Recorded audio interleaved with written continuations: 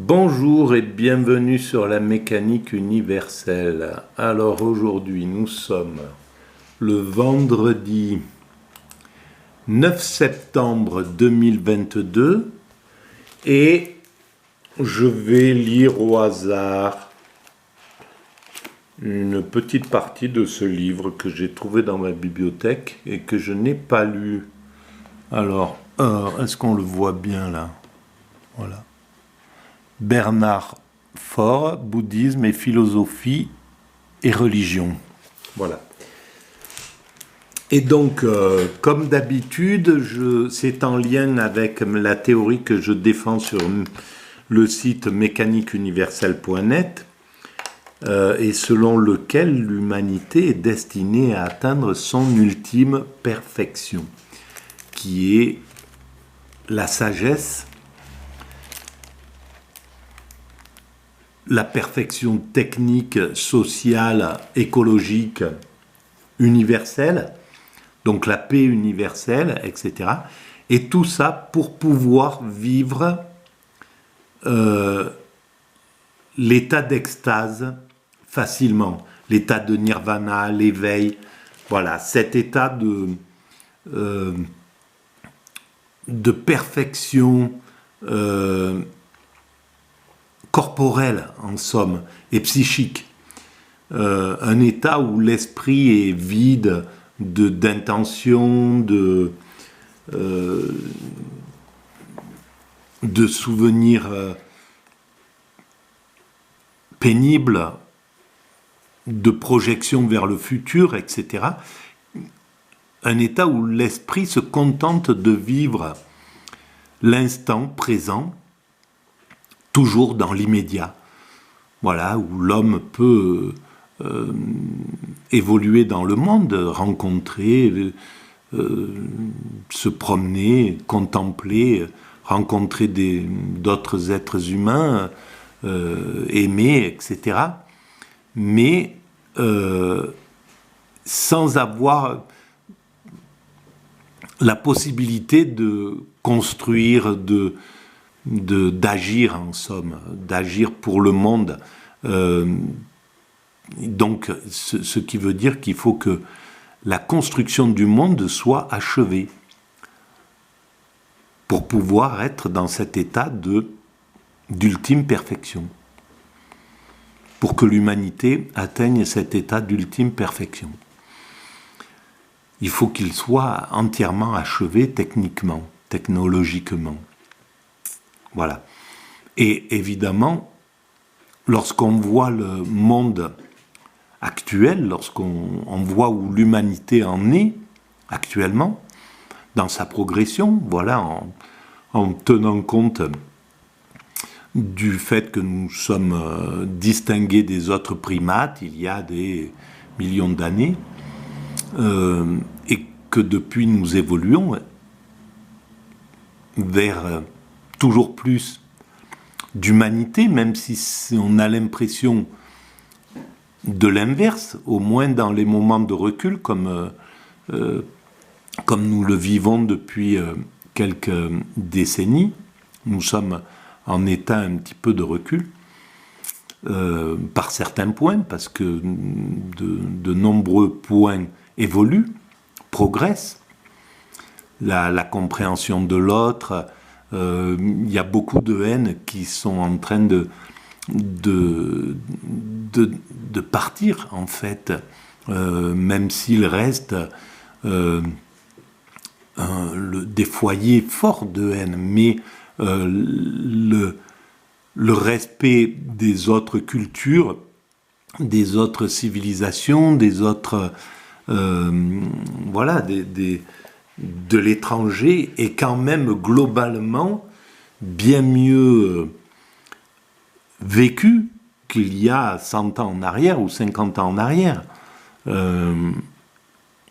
Voilà, il y a 100 ans en arrière, la vision de l'occidental sur le monde qui était colonisé n'a rien à voir avec la vision de l'occidental aujourd'hui, avec les anciens mondes colonisés, même s'il y a encore beaucoup de travail à faire. Et l'humanité ne chôme pas dans ce travail pour faire évoluer notre relation à l'autre, pour faire évoluer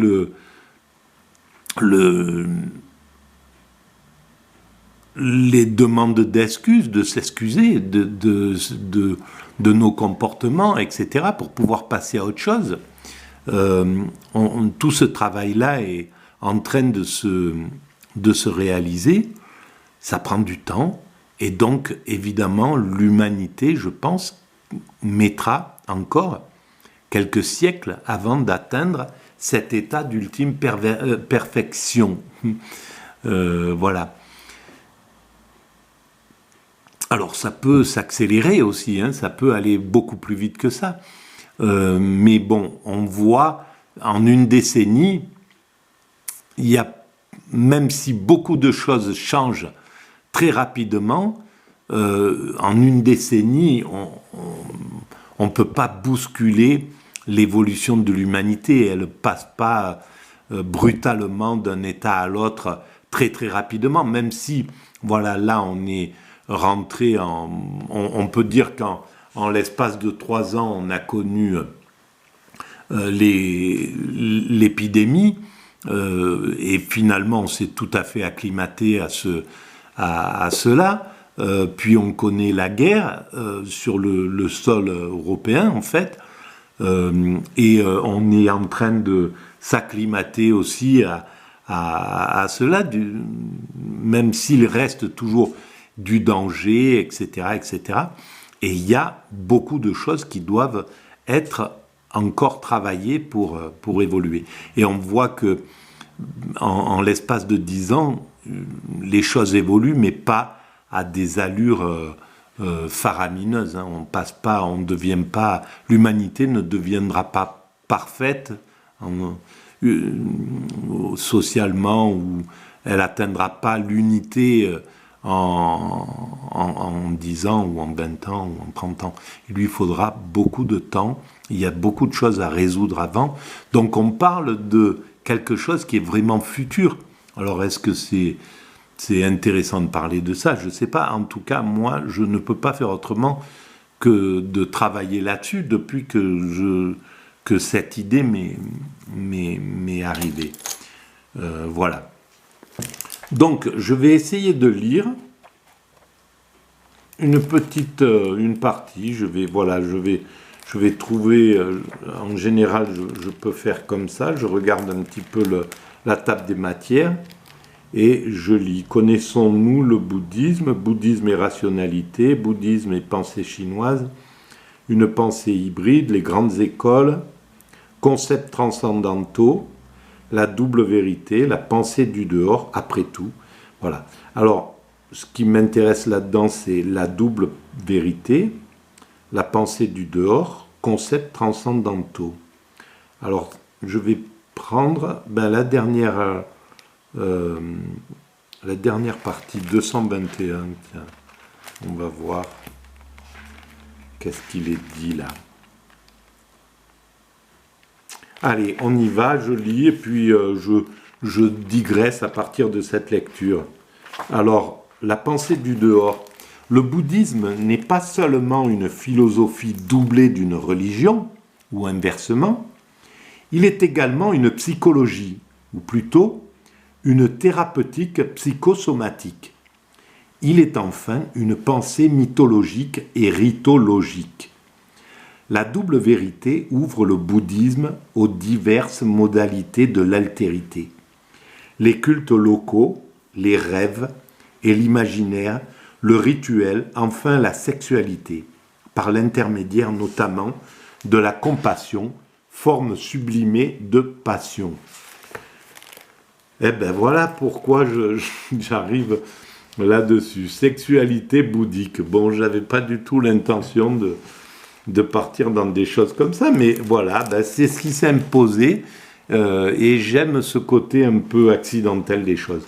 Le message bouddhique en matière sexuelle évoque pour moi le couplet d'une chanson rendue populaire dans l'entre-deux-guerres par Marie Dubas.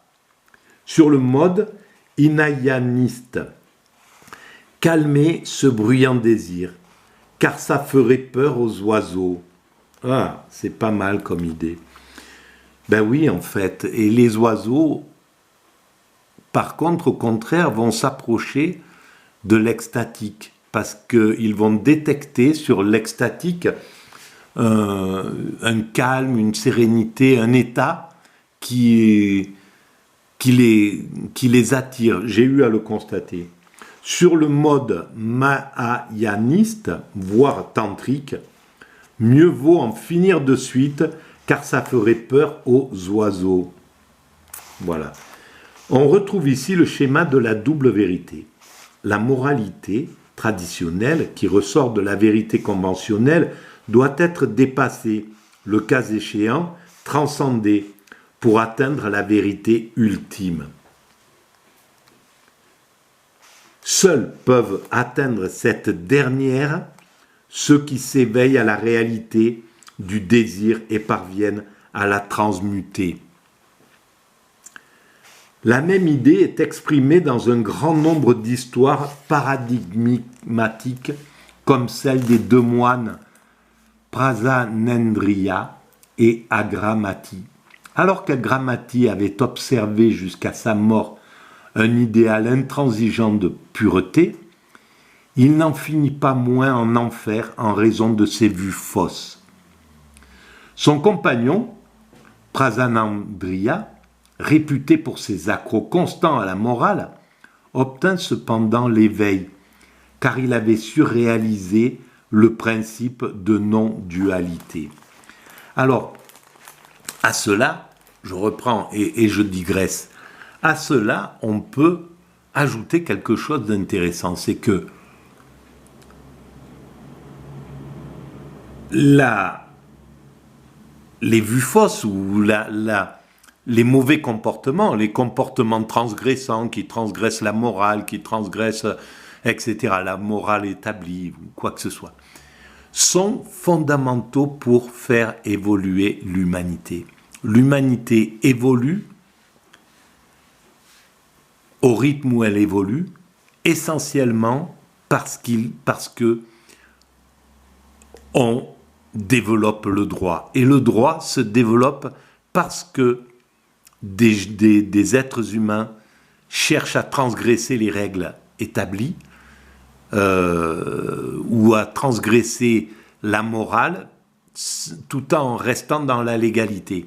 Ce qui oblige l'humanité à poser de nouvelles lois à chaque fois, plus contraignantes encore, et c'est grâce à ce mécanisme d'entonnoir, d'étouffement, que progressivement l'humanité parvient à maîtriser ses pulsions, les pulsions humaines. Voilà, progressivement. Alors je vois que malheureusement, sur ma caméra, la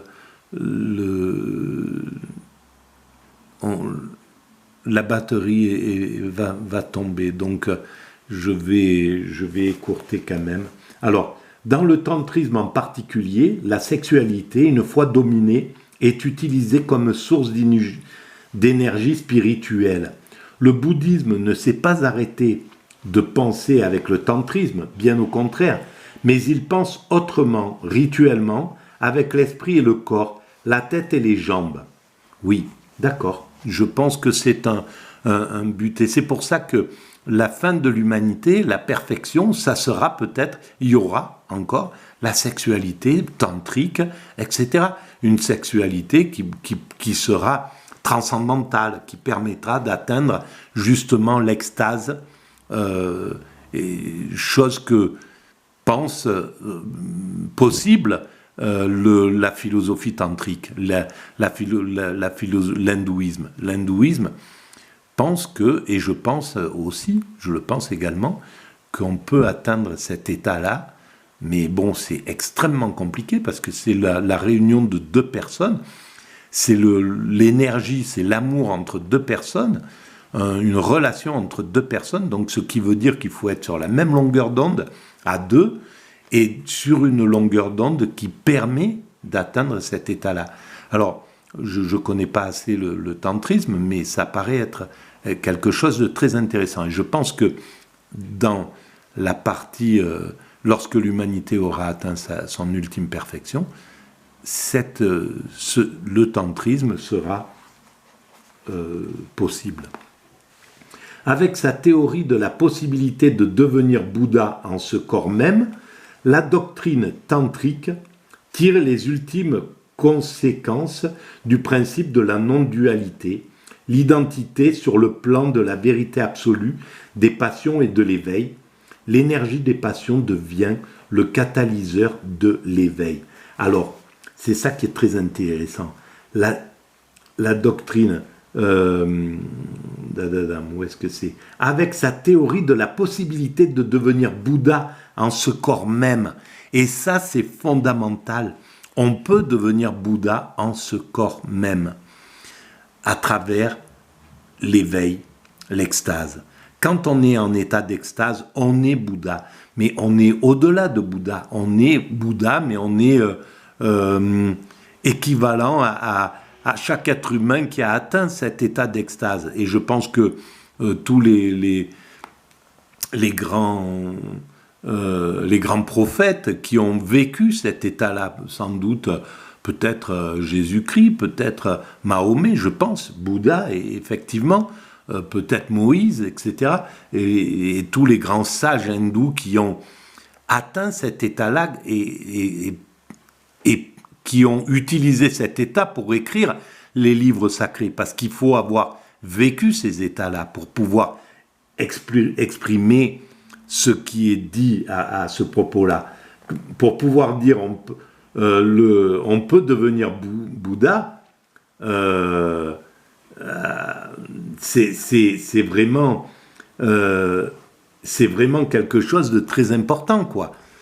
C'est pas, voilà, dans ce corps même, dans tout individu qui ferait l'expérience, et il y en a beaucoup qui doivent faire aussi l'expérience accidentellement, comme je l'ai fait moi-même, l'expérience de l'extase, et qui se sentent, qui ont compris que dans cet état-là, on est Bouddha, on a atteint le sommet de la hauteur mentale, de la hauteur spirituelle, de la hauteur de l'esprit. Et Hegel parle de ça dans la montée progressive de l'esprit vers un esprit supérieur. Et donc, c'est pas quelque chose de nouveau pour tous ceux qui s'intéressent à la philosophie ou à la spiritualité. Vraiment, clairement, c'est quelque chose dont on sait que c'est une réalité, que cet état-là, c'est pas de la gnognotte, c'est pas un truc du luberlu, c'est pas quelque chose que quelques illuminés ont inventé comme ça pour se faire voir. C'est vraiment quelque chose de beaucoup plus profond que tout ce qui est profond dans l'humanité. C'est le plus profond des profonds. Voilà. Bon, et bien tant qu'il tient cette batterie, je continue alors. Ah mais peut-être je dois arrêter. Non, je vais arrêter là.